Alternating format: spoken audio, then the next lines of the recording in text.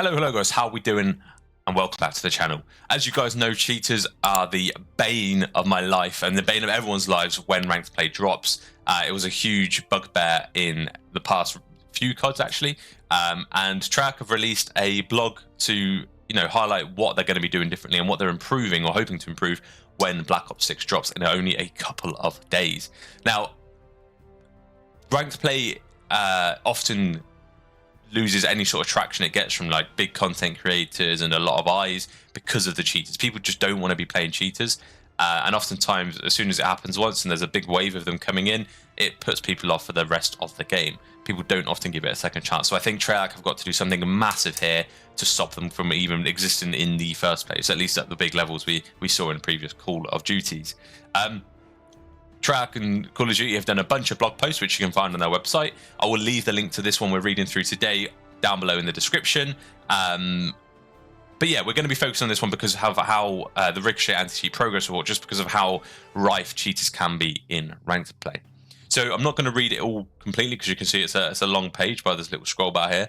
But essentially it says that on release day of Black Ops 6, Ricochet AntiCheat will be live on day 1, which is fantastic news. It then goes into the history of Ricochet AntiCheat and what they do and whatnot. But essentially the big thing here is that it releases on day 1 of Black Ops 6, which is absolutely massive. What they have also said, to be fair, is that they've heard feedback from us, and this is what this is trying to do, is trying to feedback from the feedback. But then what they have said, they've invested in numerous core systems focusing on decreasing the time gap between when a cheating occurs and when our systems are able to act. So cheaters are going to get caught more quickly with the new investments they've got into their systems with the anti-cheat. So that's the summary here, and then they go on to say, what does Ricochet do? Okay, so essentially, we all know what Ricochet does. They're an anti-cheat system. They try and ban cheaters and anyone cheaters. But what's interesting here is they define cheaters. So what they say, what is cheating in Call of Duty? Simply put, it's anything that gives a player an unfair advantage in-game using nefarious software, which is like criminal or wicked software sort of thing, like wall hacks or perfect aim, not to be confused with any abuse of in-game glitches. So strangely here, what they're saying is any in-game glitches, like getting on top of the map on whatever map it is, isn't cheating. It's that they're categorically saying that is very different to what cheating is. So simply put, is anything that gives a player an unfair advantage in-game using nefarious software like wall hacks or perfect aim, which is what we call aimbot. But yeah, categorically they say in-game glitches are not cheating. Cheating also includes account sharing to unlock gear, using software to access the items you haven't earned or purchased, and account boosting. So using an unlock tool or having someone boost your account, they are saying is cheating. And because that's the reason for that is because all of these actions are against the security and enforcement policy. Now, we've all probably had to tick a box when we've launched up this game to say, yep, we've read this, but realistically we haven't. So that's a nice little summary of what they define as cheating.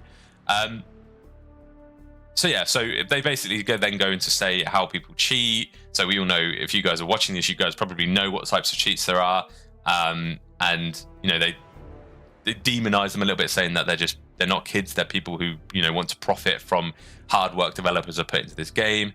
But then they say developers have the cheat developers are flawed because they leave little breadcrumbs, which is how we can detect the cheat. So interestingly here, what they go on to say. There are several ways they can find breadcrumbs that the cheaters leave behind. For example, there's a Team Ricochet kernel level driver for PC that runs as you play the game. Now, what kernel level means, for those of you who aren't 100% clued up on it, is essentially it's something that goes to the core of your operating system and then detects anything from that. So it should be faultless. If that's the case, if this runs as effective as they say it runs, it should be faultless. It should detect any sort of cheating on the system whatsoever, but obviously it's not, so take it with a pinch of salt. Then they say server-side and client-side detections, machine learning models that look at anomalies and examine matches. So this one's a little bit of a weird one because it's essentially AI.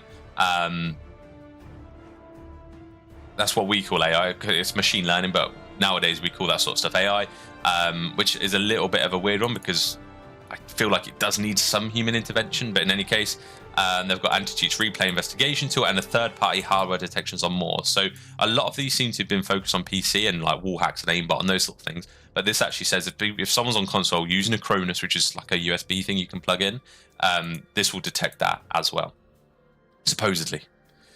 So how are we protecting Black Ops 6? So number one thing they're highlighting here, this is their big focus. Number one thing we and you care about is not losing another match to a cheater.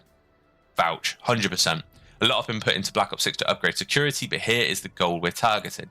We want to catch and remove cheaters within 1 hour of them being in their first match, which would actually be unbelievable. So if that could happen, fantastic. But my question is, what happens? So that's great for those who have set up a new account and just started cheating on a new account. But what happens to those who have already got an account and start cheating? They're already going to have their first match. Are they really going to be looking at people that have had years and years of Call of Duty experience and see if they're cheating? I'm not sure. So yeah, what they're saying is that the measure they're calling this the time to action, and they'll be monitoring our progress internally and building technology to drive this number down. So essentially, that's their key performance indicator. That's what they're trying to do. They're trying to reduce the time to action, how long it takes the system to detect a cheat once the player starts playing. So yeah, basically, during the beta, there was a lot of work in the tech team to deliver. In the past, we've used data from console players during beta weekend 1 to train and test our system. Put simply, even though we love our friends who game on PC, it's nice to have a weekend to stress test systems without the risk of cheaters. Since we had to protect the game without those stress tests, our new technology was so eager to catch the cheaters that it came in a little hot. When we recognised the errors, we immediately made adjustments to correct course in service of our new time to action milestone. So essentially, this is a really interesting insight here. So cheaters were able to complete around 10 multiplayer matches during weekend 1 before being removed. So that's quite a lot. Now, after tweaking our systems and deploying new detection methods for weekend 2, we cut that time in half to 5 matches, which I actually think is not perfect, but it's actually relatively impressive. That time achieved our goal, our time to action goal, so they're saying that's within the hour, apparently. In fact, 25% of all weekend 2 bans happened during the first match a cheater ever played. And I think that, I mean, we can moan about the anti-cheat all we can. The beta was free for everybody to play, especially weekend 2, and the fact that they were managed to, catch 25% of all bans in weekend 2 were on the first match ever played. So it means that cheater isn't going to be able to play the next game. So I really like that. That's a nice little stat to pull out, and keep in the back of your head that they are actually doing well. They are improving. They are focusing on tweaking it. So yeah, what they're saying here, removing someone after the cheat isn't perfect. So we're ramping up the detections to try and stop even more cheaters before they load into a game. Now I know this is difficult because it goes on what the system can sense just from inputs and software on the PC or console. But during the beta, we stopped over 12,000 confirmed cheating accounts if they ever saw the inside of a match. So just as they logged in, if they had a Cronus attached or something like that to their Xbox or PlayStation, they were insta-banned before they even loaded up into a game. I'm sure something similar has happened on PC. But 12,000, I know we have millions of players on COD, and there were probably millions of players on the beta. 12,000 is decent. It's fine. It's especially considering that it's based on 0 reports from players. It's just from the detections in the system. So I don't think that's too bad. So this is the interesting bit here. Black Ops 6 on day 1 is going to launch with a variety of updated anti-cheat tech. So here's a few. So an updated of the kernel level drivers. This is the one that sits in the operating system of a PC. And again, it will protect anything from the October 25th, including Warzone, which is obviously good. We want Warzone to be thriving as much as multiplayer. All mitigations, including damage shield, disarm, splat, hallucinations, will be live. So these are things that are a little bit of a gimmick, I think. I don't really know the purpose of them, other than the fact. So these are, yeah, I do actually. These are things where they disarm cheaters. So they can identify a cheater, and they're, yep, we found a cheater. Great. What they don't do is kick them out immediately, but what they do is make it so that they are seeing that, they're having hallucinations in game. They don't have a gun. They can't deal damage and things like that, so that they can still collect data. They can, hone in on this one player, this one cheater, collect all the data they can before completely banning them, and they don't have any other games to play. But while they're doing that, while they're collecting the data, they're making sure they can't be griefing anyone else by doing these things, like, making them see things, making them have really quick fall damage and really fast gravity, that sort of thing. So yeah, that's a nice, interesting thing. A couple of AI bits here, one focusing on speed of detection and one to analyze the gameplay to combat aimbotters, which is really, really nice. And then upgrades when ranked play launches, which include continuous examinations to determine if leaderboard placements are accurate. So this is obviously this shouts to us, doesn't it? The ranked play fans here. Essentially, there were people on the leaderboard who were clearly cheating, and this year they did a really decent job of clearing that at the end of the season. But they're hopefully going to try and make continuous improvement to examine the leaderboard and see if the placements are accurate. And then more on play updates in the future blog closer to the mode launch, which I believe, for those of you who still don't know, it's going to be mid-season 1. I think season 1 now launches on November 14th, so ranked play is probably going to launch around December, early December, mid-December sort of time. And then they say for they've deployed new mitigations for to interrupt teachers on Warzone as well. So that's good. There's a lot of good updates in there.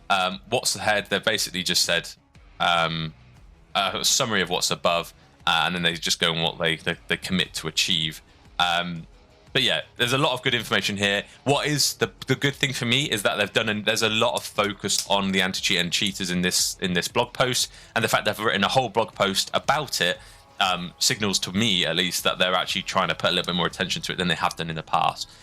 We trust in Treyarch. I'm hoping that there's enough between the 25th of October and when ranked play drops, there's enough time there to find the cheaters and ban them before ranked play drops, so that when we drop into ranked play, we're playing legitimate people, getting a legitimate rank, and the top 250 leaderboard is full of legit players.